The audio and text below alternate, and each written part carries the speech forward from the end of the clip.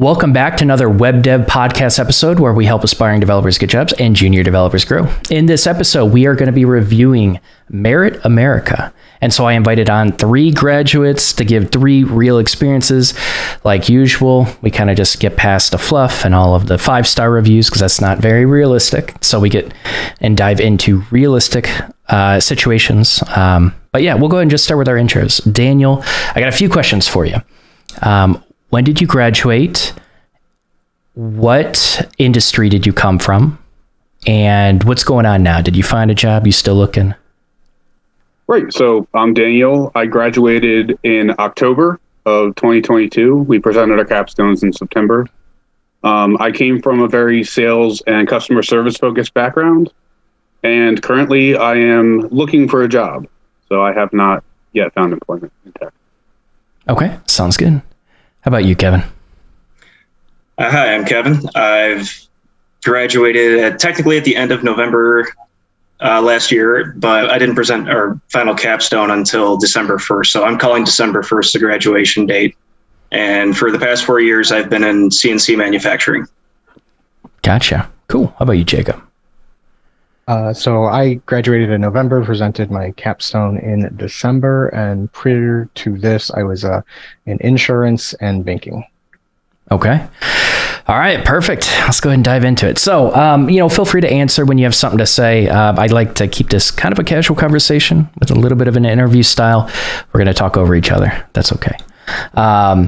So to start with, I like to get an idea, like you decided a coding bootcamp was right for you, right? Why did you choose Merit America, given your knowledge before you even went into it? Why did you choose this program over all other programs?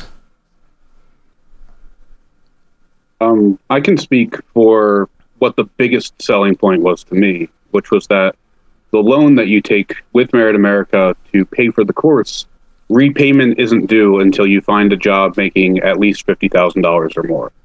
So that was very attractive to me because the uncertainty of graduation and finding a job and then also being saddled with repaying a loan would have been difficult. And I felt like Merit America provided us this kind of relief, and it also really spoke to their confidence where they were betting on us finding good employment after the program. Otherwise, they weren't going to get their money back. Okay. For me particularly, I had taken their coursework and kind of what was going to be covered. And I have a friend of mine who's a senior dev who's kind of been pushing me to take this route, saying I had the right mind for it. And I gave it to him. I said, hey, this is what they're covering. Does this seem like a good deal? He went over it, kind of their structure and everything, and he gave it the thumbs up, and I trust him, so I went with it. I definitely agree with Daniel on the repayment plan. It looked like a really good option, but I think as to the why, it just kind of happened to me. My wife showed me a TikTok. It was under the desk news. They were talking about this program called Merit America, and it's a coding boot camp. I wanted to be a software developer my whole life, practically. I just was bad at keeping up with coding every day. So I figured, give it a shot. Okay. Interesting. I think that's the first time someone said TikTok for why. Funny enough, yeah. I also found it through TikTok. My wife watches Under the Desk News, so that's where I found it too. Interesting. Yeah. My girlfriend showed me. Okay. TikTok's taken over. Sounds good. Or not. So let's go ahead and jump into it. We're going to kind of cover the curriculum, instructors, assessment, how'd you get in, and career services, etc. But let's go ahead and just jump into the curriculum. I'll give an open-ended question. What do you think of the curriculum? The curriculum I went through was intense. It was probably more than I could handle. And I can safely say by the time I was done, I was pretty burnt out. I went into a good hard shutdown for at least 2 weeks. But they're also changing it. I don't know the specifics, but I think they're splitting up the front end and the back end portions into 2 separate programs. the curriculum I felt it covered a lot. As Kevin mentioned, it was very packed, but it was a little inconsistent at times. Like some weeks, I felt like you were pulling your hair out to make sure you got everything done that needed to be done, and then other weeks you'd be like, okay, I did like 2 items. Like, is this really all we're going to cover from this? And you'd have to like complement that your own time, either like getting ahead because like the next week you weren't going to be able to have that same benefit, or just kind of reinforcing something else you learned, like doing like some free code stuff is what I ended up doing a lot of.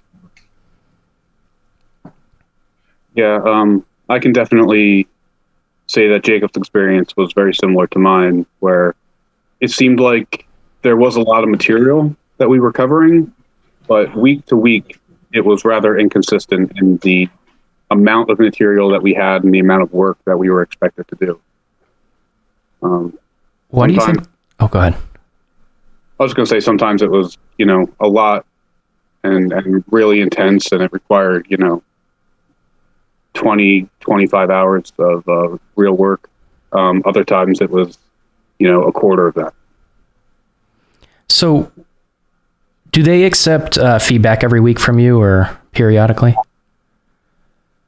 Yeah. So I'd say that's one of the strong suits of the program, is that my career coach and certain leadership members of Merit were always available for feedback, and they were very receptive of the things that we had to say. So if all three of you were mimicking this, why do you think that it did?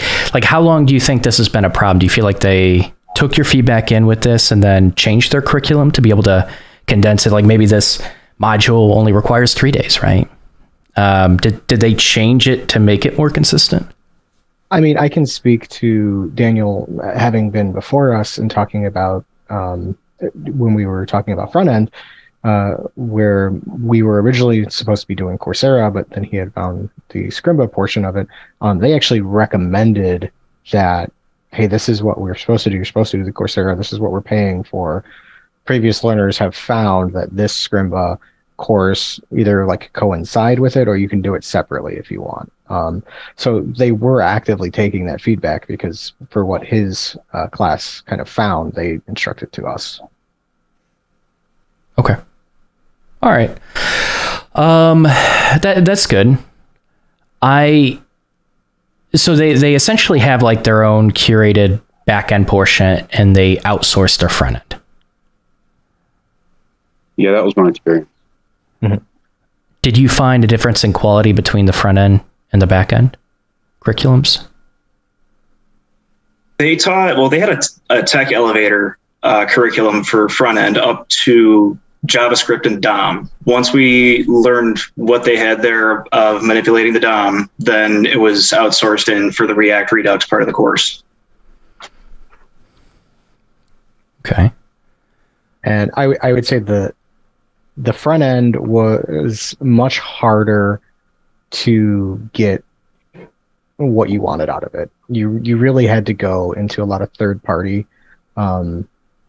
areas and sources to make sure you understood what was going on. Specifically with the Coursera course, they just so quickly moved through things, and they had a lot of applications that didn't quite match with the current trend. So like they would say, oh, do it this way, but it's like ES5 instead of ES6. Okay. And so you kind of had to do that personal research to figure out like how to translate that. So it wasn't, we're going to go ahead and start with ES5 and start with something that's a little bit more fundamental to our original curriculum, and then move to ES6. They kind of just didn't teach ES6. We just went straight into ES6. Okay. We were doing ES6, but the course was ES5. When you say you were doing ES6, so you would have a front-end curriculum, you go through the course, and then they supplemented kind of their own additional material after the course? Mm-hmm. Okay. Gotcha. Okay. So how long is the program? It's marketed as 22 weeks, I believe. Okay. So they're teaching full stack, backend is Java, correct? You mentioned you don't think, was it Coursera, they don't teach Redux, or it was Scrimma doesn't teach us Redux, right? Yeah. Okay. Do you feel like, I'm just going to ask, I guess, do you feel like you learned marketable technologies to feel confident that a company's going to hire you after you graduate? Or do you feel like you would probably have to supplement after you finished? I've definitely had to supplement myself. Okay. Yeah, I imagine most boot camps aren't able to cover the breadth of technologies that you might be expected to know for an actual developer's role, and the variety of companies out there that take different products and services and use things differently. I mean, I feel like we got a very good, strong foundation in Java, and I feel like that has prepared me well for certain aspects of the job search and certain things that companies are looking for. What I felt at the end of the program was I mostly enjoyed all the Java that we did, and the front end was interesting, but Java was where I wanted to focus, and I wish they had spent more time with that. But as technology continues to evolve, as it always does, I left the program feeling only ankle deep, I guess I'll say. Yeah, I had a little. When I first started going through it, I really enjoyed the Java portion of it. By the end of the boot camp, I really enjoyed React and Redux and that whole.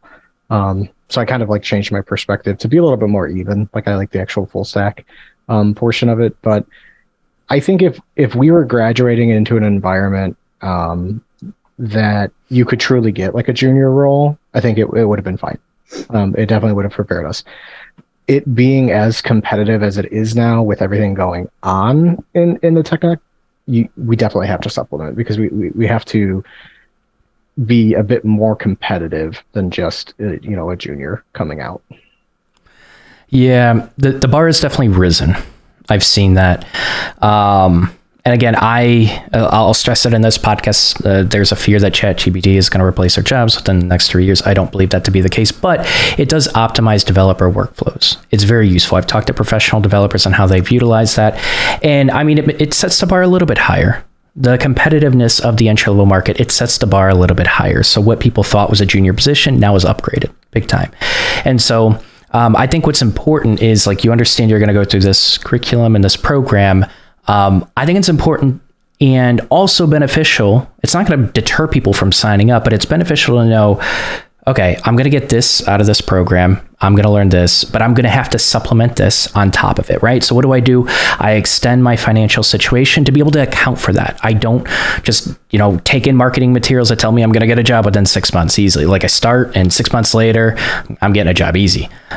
It's okay. It's going to take a little bit longer. Now, what do I need to supplement to make this the most effective journey possible? You want to be efficient with it, right? But so what would you say would be like a really good thing to supplement after you graduate the program to be a strong competitive developer?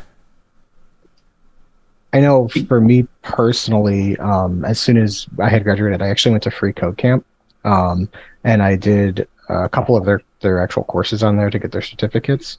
I believe their front end development with React I did, and they had a lot of really nice just kind of ideas for programs and websites. It was front end development library certification. I completed that, and that was really a good way to flex all of those additional muscles. Okay. I've been working on getting up to date on Spring Boot 3 and Java 17. Just going through documentation, trying to build just a basic CRUD app at the moment. And I would say get familiar with some higher level technologies like Docker and Kubernetes, or Selenium for testing automation, and stuff that would generally be associate or mid-level material you would probably need to start looking at on your own. That's interesting. Yeah. So I think being able to write, at the very least, unit tests and exploring what integration tests are, end-to-end tests are. I think even knowing the differences is helpful, and writing one of each would be just to get a feel for it. Selenium feels pretty hardcore for even a backend developer. It's almost like you're getting into the realm of like a software engineering test. So I'm curious where that perspective came from.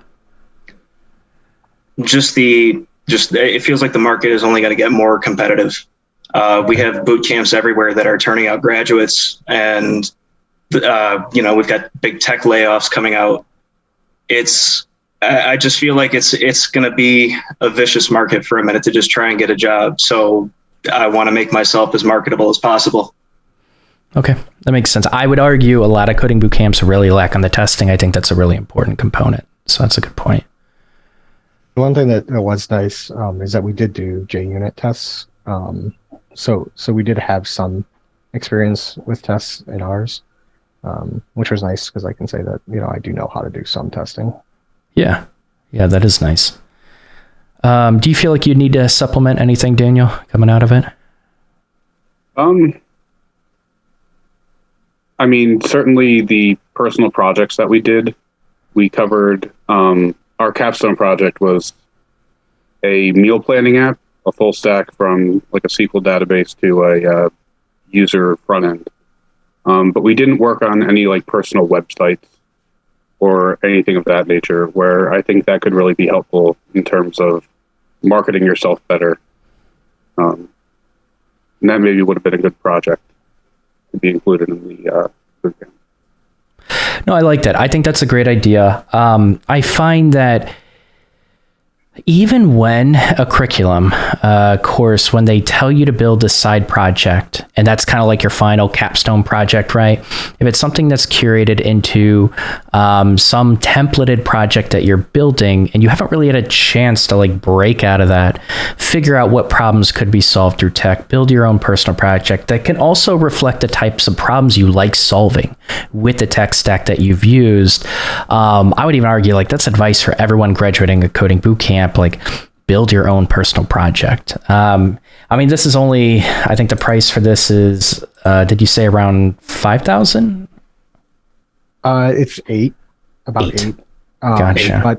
But they have a lot of caveats with that in regards to payment back. It can, if you can't get a job, it can obviously go down to zero. So, gotcha. So, I mean, it sounds like the intention is pretty good behind the pricing model. I can go into coding boot camps where that's not the case. But like 8,400 is a little bit more on the low end of a lot of coding boot camps. So I think supplementation is expected. It's basically you're just weighing your options. Okay. What do you think of the instructors? Ups and downs, probably like any program out there. I had a really great TA, a great 4-on-1 instructor who gave us a lot of really good resources and a lot of supplemental resources to kind of help us extend our knowledge. I also had, maybe some instructors that were less high quality, let's say, in my experience. In what way?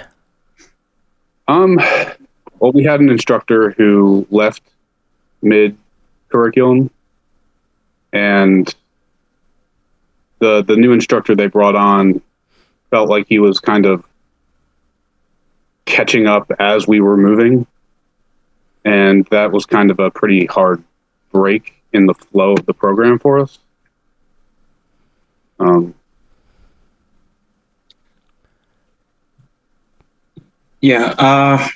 My 4-on-1 coach was actually really great, kind of the same way Daniel was referring. They were really good at referring to resources and helping you like keep on track and keep focused on the program. As far as like the larger group session, the tech coaches, the biggest issue I would say was availability. They have you in a Slack channel where everybody can collaborate on their code and stuff. The TAs and the techs are in there, but getting them to respond sometimes can be an issue. And I think it's probably due. I think most of them are volunteers in there. So they get to it when they can. The TAs are volunteers or instructors? Both. I'm not sure how the instructors are paid or if they're paid or not. I can't speak to any of that. Okay. Yeah, and kind of like having my 4-on-1 instructor is amazing in regards to like providing documentation, but also just giving ideas for stuff. A lot of the stuff on our capstone that we decided to do came from him just kind of being like, hey, maybe implement, Mapbox. Here's their documentation. Here's how you use it. And so then, we got to do that. But when it comes to like the actual teaching instructors, it was very much one end or the other. Either they were there and they wanted to make sure you learned the material and you knew what was going on and you were like ready to succeed, or they were just trying to get their through like whatever plan they were doing, and then pushing you into your individual rooms to do the homework. So I'm gonna look some stuff up while I talk.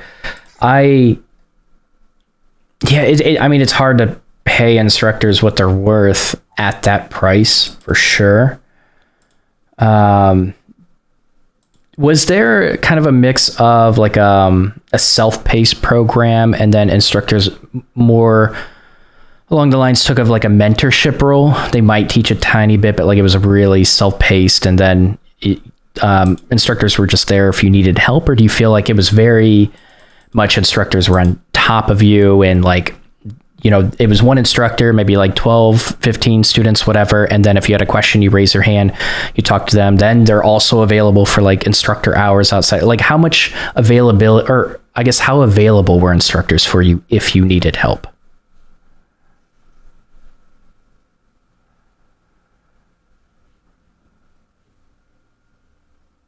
So I can't necessarily speak because I didn't resource them as much outside of our general meetings. But I do know a lot of the people that I did partner with in pair programmings and stuff. They did actively use the instructors and could say like, hey, they did reach out. Obviously, there was a few of them who were outliers, but a majority of the instructors were very quick to respond. Yeah, I know they had office hours where they were available for us. And in terms of the curriculum, it was kind of in the middle of the road where they weren't going to necessarily teach us every single thing that we were doing that week, but it wasn't expected to be fully self-paced either. The instructors were there. We were expected to have completed a certain amount of material before we went into class and then bring our questions. And then they were focused a lot on answering people's questions and going to where they felt the biggest challenges were in that week.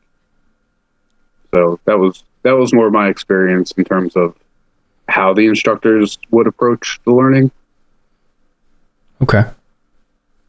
And I would definitely say there was a little bit of self-pacing involved in it, just because while you were expected to have so much work done each week before like each of the individual classes that were to be taught, if you didn't have it, like something was going on in life, you just couldn't get to it right then and there, you could go back a couple weeks, but there would always be like cutoff points. Like, okay, if you are this far behind, like you just can't continue the program. Like you're too far behind, because especially with all of our pair programmings, I know I got a couple of people who were many weeks behind, and trying to teach them is good. Like I like being able to teach people, but it kind of brings even more to the table. Sure, that's speaking to what Jacob's saying too, like when I had questions, and I would generally post them in the Slack channel, and maybe that's my fault for not reaching out to instructors directly more often, but I more often than not would have, my questions answered or, worked through it myself by other students. Okay. All right. So they had a bit of community, especially willing to help. I was in the Slack channel. I was all over that. Good for you. I mean, it helps when you're growing as a software engineer to be able to teach someone else. It's why you have that rubber duck. You teach that rubber duck. Helps reinforce it. So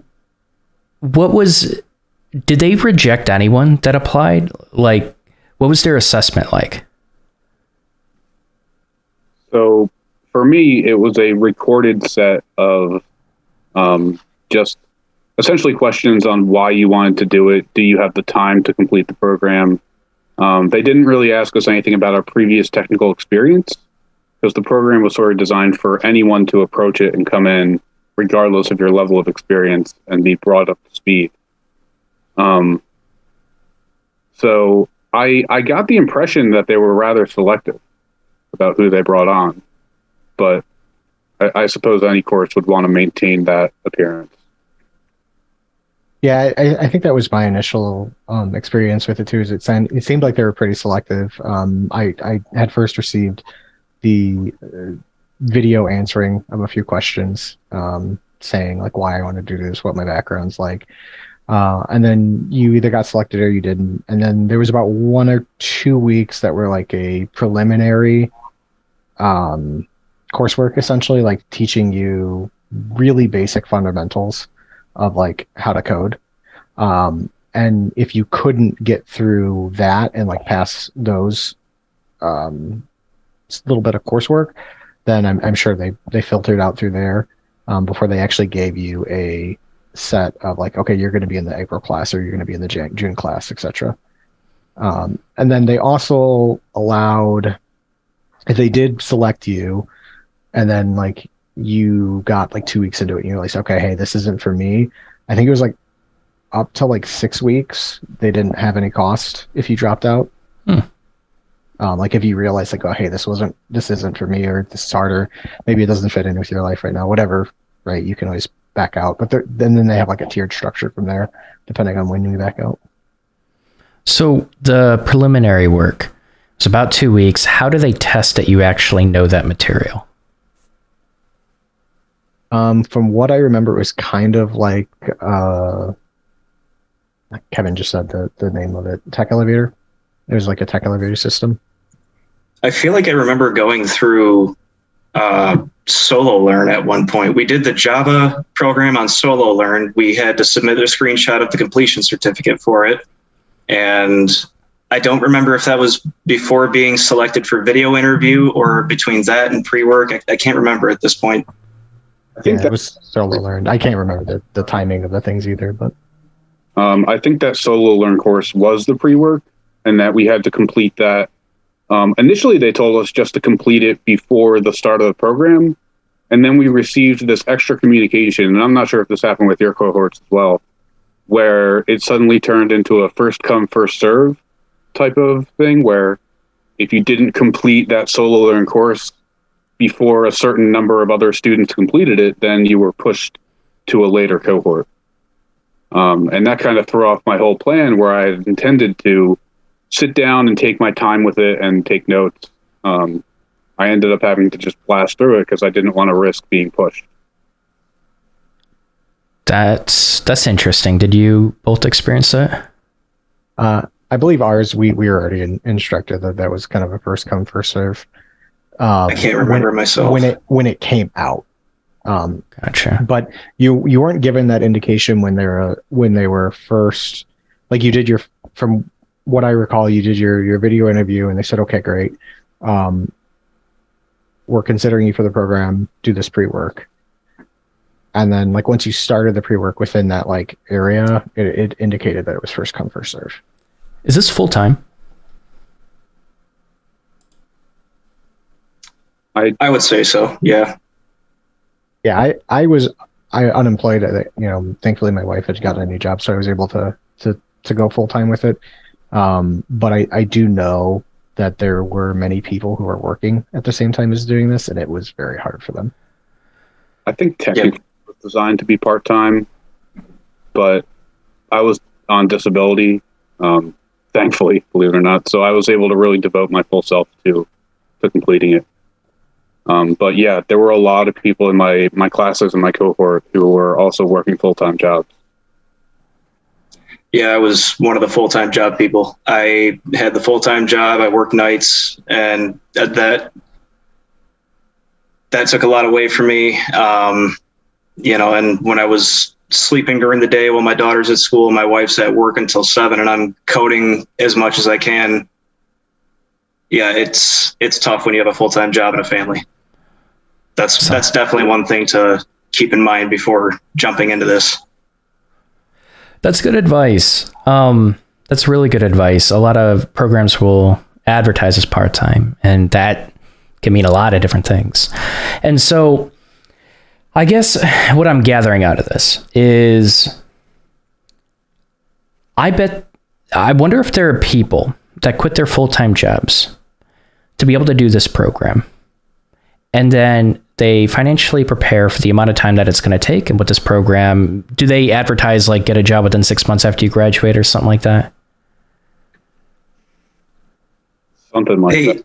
They have like a success rate, I think, that they boast, but I don't know how well that's going. Okay.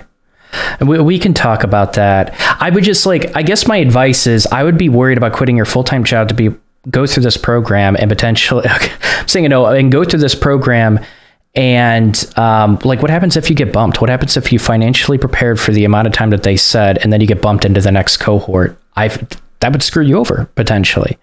So I'm glad you guys mentioned that. So it's a first come, first serve. Just be aware of that. I don't know if it's still consistent to this day, but that's important to know. And especially when you have a family, you have a full-time job, or you're trying to juggle even a part-time job outside of it.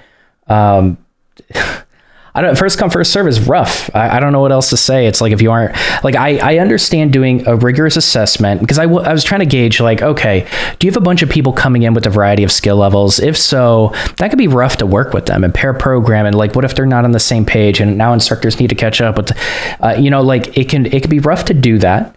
And that's fine if the program wants to tout, okay, we want to try to make this as accessible as possible, but there are consequences to that as well. There's a reason why quality coding boot camps, a strong signal for quality coding boot camps is a rigorous assessment. Make sure everyone's on the same page. I love that they're doing kind of the video interview, and they're trying to I think they're trying to make sure you're ready for this. You have the right mindset for this, but you can experience that variety of skill levels. That can be tricky, but yeah, you were actually shaking your.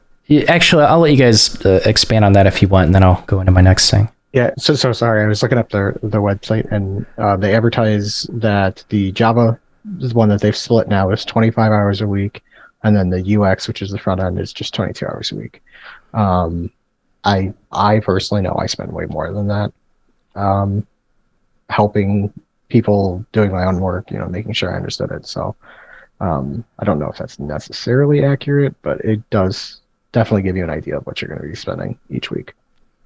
Okay. And then second is that the one thing that was nice with Merit, and I don't know if other boot camps do this, is that it wasn't necessarily just coding. It was, here's how you write a resume. Here's how you do star interview questions. Here's how you dress. You talk, coming from a corporate background, I spent 12 years in a corporate environment. I know those things, but there were definitely people coming into that were you could just tell by the way they would answer a question that they've had no experience doing anything like that. So I think it really does help those kinds of people. Okay. Yeah, we really would if we didn't mention the professional development side of it, because there were kind of the two courses in a sense, where there was the technical side where you're learning to code and you're learning the development stuff, but then you're also at the professional development side where they talked a lot about your resume. I didn't have a LinkedIn before I joined Merit America, and that was a big part of our focus, was creating a LinkedIn, optimizing it for employers, taking a list of typical interview questions and writing out your answers for them. Things like that I felt were helpful for me, and I know that they were helpful for a lot of other people as well. Okay. Same here. My LinkedIn, the last time I had updated it before Merit America was 7 years ago, and now I actually have something that looks halfway decent. That's good. I'm glad they do that. I guess I want to ask a clarifying question. Would you recommend people with a full-time job attend this program, like the average person? If you can handle 2 full-time jobs, probably. Okay. Well, Okay. maybe 3 if you're a family person too. Yeah, Fair I think it would really depend on how well you can not like multitask, but how well you can designate your time. It is definitely something that, you know, if you can go to work and then come home and work on the project, and then like if you can have the flexibility to do that, then yes, you know. But if you're trying to juggle, you know, a family and this and all of those things, then it definitely becomes harder. But I know legitimately it is possible where they structure the classes and they offer a variety of class times to suit people who are working so that they would have those options after work. That's good. I'm worried about lots of burnout with that. It's 22 weeks for the Java development. UX is going to be like, so I'm going to just make a strong recommendation. I don't think it's a good idea unless you are able to function on a small amount of sleep. And like, if you have to juggle family, anything else in life, like if you are just quite frankly sitting in your mom's basement and you have unlimited time, you don't need to sleep a lot, maybe you can get away with it. I've helped too many people that are career transitioners that have a family, that have a real life, real responsibilities. And it's like, this just seems really rough. That's my personal opinion with it. Okay, cool. So let's jump into, I kind of am curious about the career services. You mentioned there's kind of like you're learning how to build your resume, your LinkedIn, and how to dress and, you know, go to interviews, stuff like that. What do you think about career services and their prep, their mentorship in order to like tackle the job search itself?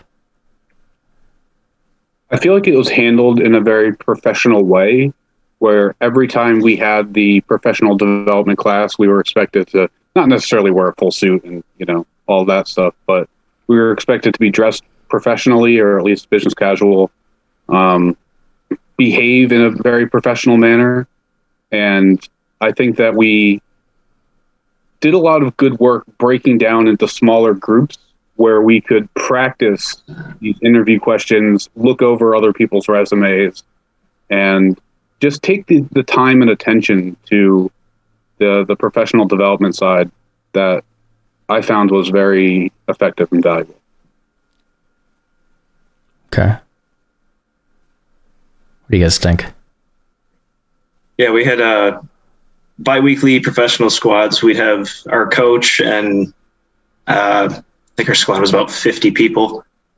And, you know, it was a different subject every couple of weeks on, you know, resume building, STAR techniques, your soft skills, identifying those things. And I'd say I got a lot out of it. I mean, like I said before, I didn't really have an updated LinkedIn. My resume was tailored for getting manufacturing jobs, and my coach and other people were able to help me tailor it so that this is how you get a software engineering job. Yeah, I mean, even me, like I said, I've got a lot of, you know, corporate experience, like that STAR method. None of that's not new to me, but like just like mock interview questions. You know, there's a big difference between like answering a mock interview question for software development versus like just doing like an internal house interview. So it was just nice to see that and experience it. With your mock interviews, did you dive into data structures and algorithms? We had a weekly hacker rank problem that we give that would be some type of either algorithm or data structure problem that they would send out. It was due. Okay. Typically, they'd send it out at the start of the week, and then you'd have to have it in by the end. Do you feel like that prepared you for the types of problems you're experiencing in the interviews now? I certainly feel like we could have done more to prepare for it. And I know that other people that I graduated with also feel the same, where the Merit America, the coding questions that we face in interviews, Merit could have done a better job at preparing us for that. Yeah, I think. Sorry, go ahead. No, you go ahead. So I think the weekly problem that they provided, as soon as we switched from specifically Java to the front end in our cohort, they kind of stopped doing those. And I think they probably could have continued to do those throughout that, just to keep that going. Because I know from the time that we stopped doing Java to our capstone, I know a lot of people stopped coding Java, which when it came time to do the capstone, then caused a lot of problems for people, because you're learning so much, but you're not reinforcing it anymore. And yeah, that was me. And then I know I signed up for a couple of technical mock interviews, and because they're a nonprofit, they just didn't get volunteers to help with it. So I signed up, I came into the meeting, and then they were just like, we don't have somebody for you, sorry. Makes sense. Yeah. I just like Jacob was saying, after that second module where we wrapped up, we had made like a full stack terminal application, kind of like a Tenmo clone, or sorry, Venmo clone. It was called Tenmo. Yeah, we pretty much stopped doing the Java for the next 10 weeks while we focused on the front end. And by the time it was time to go to do our capstone, I wanted to do the back end again, and I had forgotten how. So it sounds like maybe it'd be a good idea to continue that on your own while you go into the front end. If you can afford the time, yeah, absolutely. Yeah. I would not stop coding Java. Okay. That's good advice. What could this improve, or what could this program improve? I think in a way they're trying to do it by splitting the two curriculums. I think they just tried to jam too much into a short amount of time. Okay. I know something for me that I encountered multiple times during the program was that the scheduling and the assignments for certain projects often came at the last minute, which for something like a pair programming project, oftentimes we wouldn't get our partners until a day or two into that week, which then made coordinating schedules pretty difficult. And, just especially with my experience at the beginning of the program, where they kind of surprised us with the fact that it was going to be a first come, first serve, depending on the solo learn. I just think that they could work on their communication a little bit. Yeah, I can definitely say, like, I don't know if it's the way that they were structured and trying to maybe partner like a strong person with maybe someone who's struggling to maybe help them a little bit. But it was pretty consistently like whenever you do a pair programming, it would take a day or two to actually get the schedule of what you should be doing, which thankfully, I was very flexible, so it didn't matter too much for me, but I know there's probably some people in the program who found that very frustrating. But they also, I'm sorry, my brain just froze on what I was going to go to. Mine does it all the time. Maybe why. Oh, they like you were saying about parsing through people to make sure that they're good enough, or have the skills ready to actually succeed in the boot camp is something they really could go a little bit harder on, because I know in my first week going through our professional squad development, there were a couple people that I ended up in breakout rooms with on Zoom who just didn't understand what the benefit of like that professional development was, and they didn't make it through the program. They couldn't do it. And then going to the end, you had people who just didn't value the opportunity that they were getting. And I think if you were a little bit stricter on whom was able to go through, you wouldn't have that kind of like wasted seat. I'm trying to remember how many learners were in our initial cohort meeting, like the welcoming meeting. I can't remember if it was between 250 and 300 people, and right. Maybe 100 or so graduated. Yeah, I remember my first professional squad meeting had roughly 100 people, and we finished with like 50 to 60. So it was about a 50% attrition rate. my 4-on-1 became a 2-on-1 after being stuffed with people multiple times. What do you mean by 4-on-1? So it's literally 4 learners with their TA. And so for example, mine was on Sunday. So every Sunday we would get together and we would talk about like the homework that was done, any specific questions. It was a time where you could have like that direct time with someone to answer those questions for you, maybe give you resources. Later on, they were also the same groups that we used for our capstone. Okay. All right. I want to sum it up.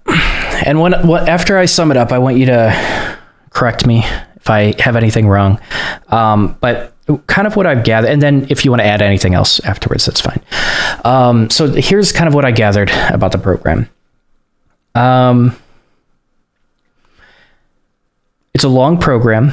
It's part-time. It sounds like you're going to be required to do more than 25 hours per week if you want to be, a quality student that's going to come out, have everything reinforced. Like, it sounds like it's going to require a ton of supplementation. So it's just something to be aware of and not just buy into this. Okay, I can do this part-time after a full-time job. I would even argue, even if you didn't have a family, this sounds rough. It does.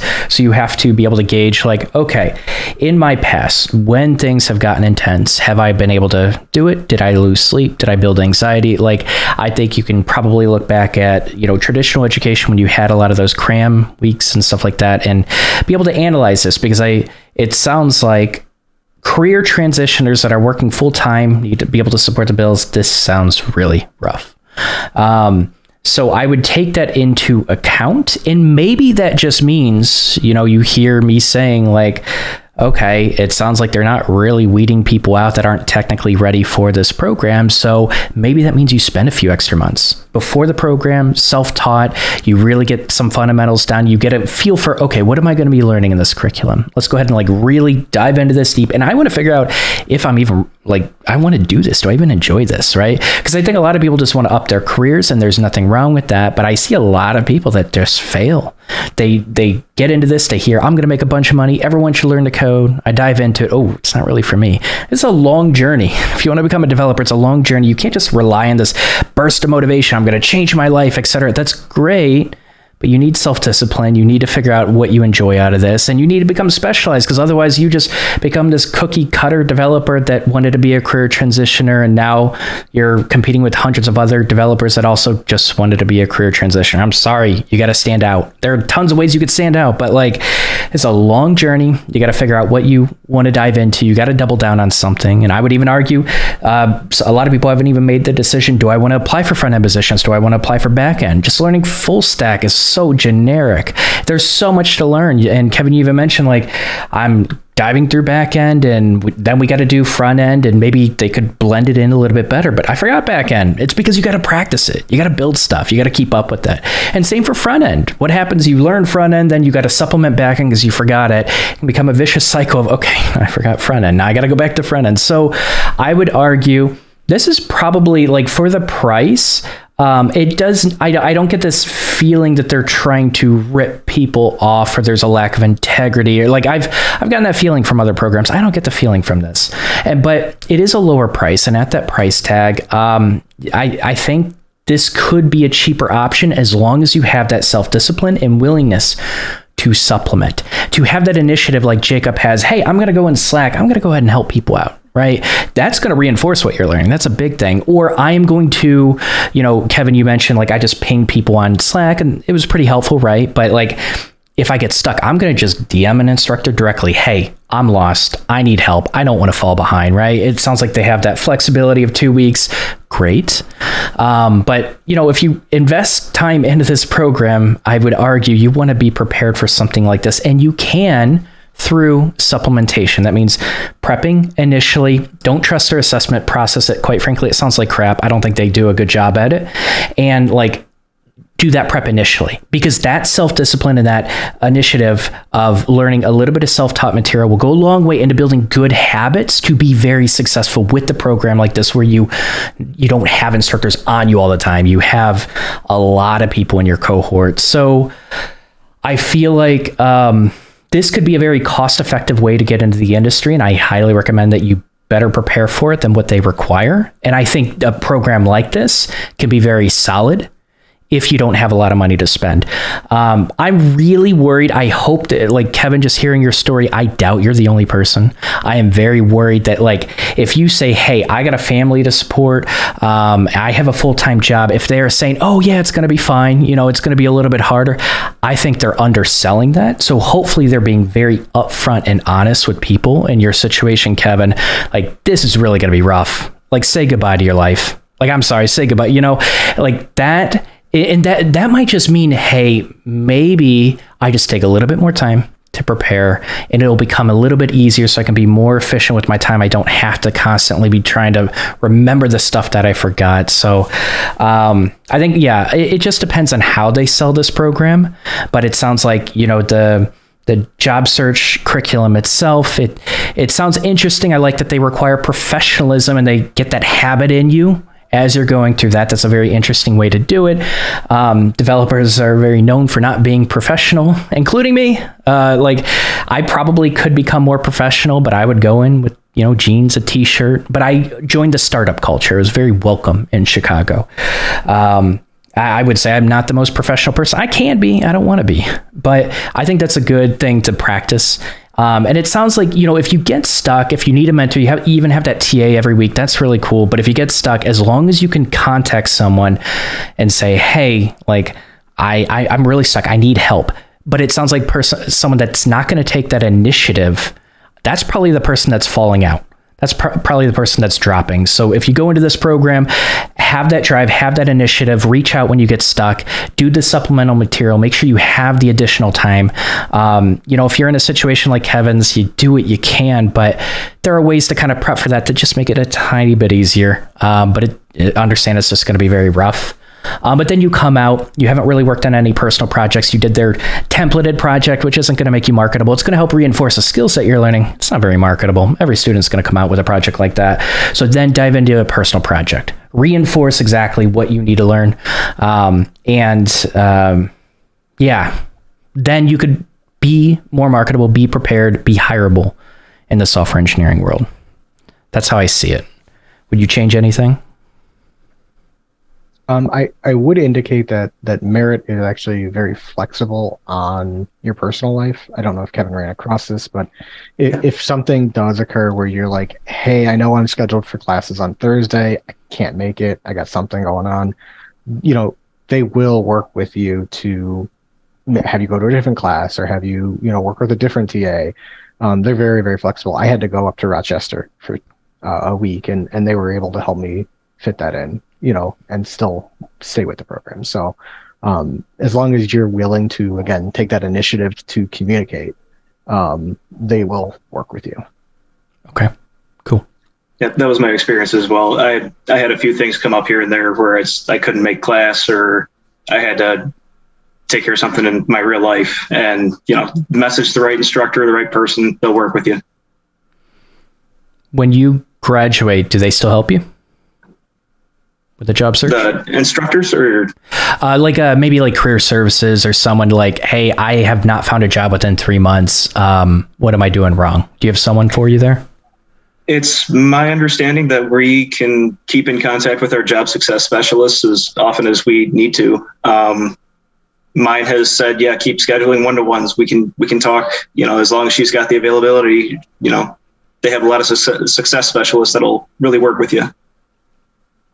Yeah, they don't necessarily like guarantee anything, but this is kind of what we were talking to previously, is that I think that their end portion of the program was really set up to a environment that has now changed. The market isn't as hot, you know, so their idea of you're just going to come out, you're going to get a job, we're not really going to need to super support you, or if we do need to super support you, it's going to be for just a little bit until you can, you know, find that position. So I think they're in the process of rediscovering what they need to do to be able to support you after that kind of completion. But they are always there. Like if you want to ask particular questions of how do I negotiate salaries, How do I negotiate benefits? I know just last Wednesday, I joined a Zoom conference that they had of negotiating salaries and benefits, and what can you give up, what can you take, relocation benefits, all that kind of stuff. So they are there to continue your development afterwards, but it's not nearly as much about actually getting a job, which I would prefer. Okay, that's good feedback. All right. I think that's all my questions. I kind of asked a little bit more targeted questions, try to get a feel for the program. Before we wrap up with outros, do you guys have anything else to add?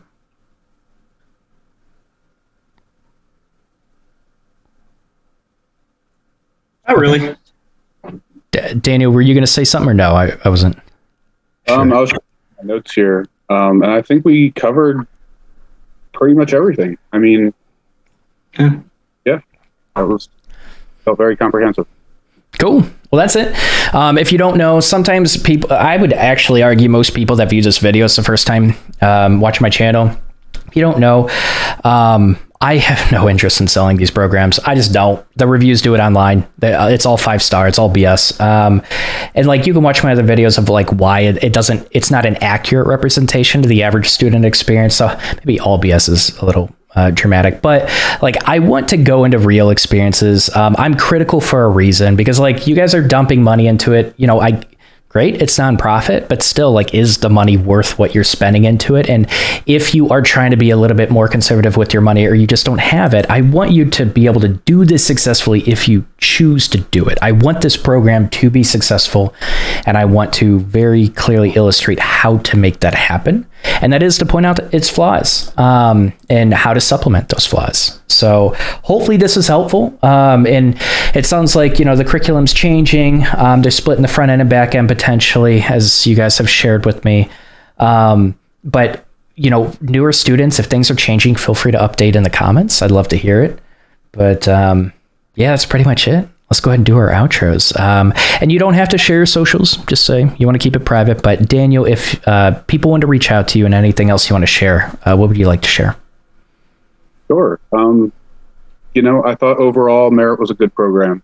And, I just wanted to reiterate that, because of course it does have shortfalls in certain areas, but overall it was a very positive experience for me. That being said, hit me up on LinkedIn. Daniel Halsey, look for this face. You can find me on there. And yeah, shoot me a message. You have any questions, any opportunities, of course, let me know. And yeah, that's it. Thank you, Don, for having me on. Yeah, for sure. Thanks for coming on. How about you, Kevin? Well, I'm Kevin Booms. I'm on most social medias as K Booms or Kevin Booms. You can find me there. Message me on LinkedIn. I love to talk to people. I'm also there on GitHub. I think that's it. Yeah. Merit America. It was good. I think I can say essentially I found what I want to do as a career transitioner.